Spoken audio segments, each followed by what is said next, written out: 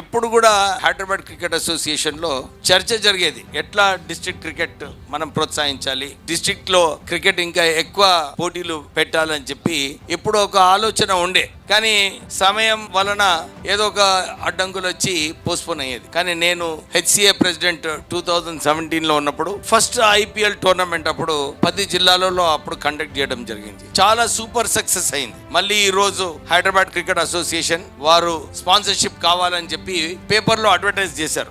నేను అడిగినాను, అరే మేము రావచ్చా, టెండర్ అయ్యొచ్చా అంటే వారు అన్నారు విశాఖ ఇండస్ట్రీస్ కూడా చేయొచ్చు. అంటే నాకు చాలా సంతోషంగా ఉంది. విశాఖ ఇండస్ట్రీస్ తరఫున ఈ స్పాన్సర్షిప్ దొరికినందుకు మళ్ళొక అవకాశము. మన తెలంగాణలో ఈ టోర్నమెంట్ ద్వారా 104 మ్యాచెస్ హెచ్సిఏ కండక్ట్ చేస్తుంది. హెచ్సిఏ వారు ప్రాపర్ గా ఎంపైర్స్, స్కోరర్స్ ఒక సిస్టమ్ పద్ధతి ప్రకారంగా అందరికీ కూడా ఒక స్ట్రిక్ట్ గా ఉండి, ఎందుకంటే క్రికెట్ లో గెలవాలని చాలా మంది ఉంటుంది. Man of the match award ఉంది, first prizes, second prizes, third prizes ఇవన్నీ కూడా ఉన్నాయి. సో ఎవ్రీబడి మంచిగా కాంపిటేటివ్ క్రికెట్ ఆడండి.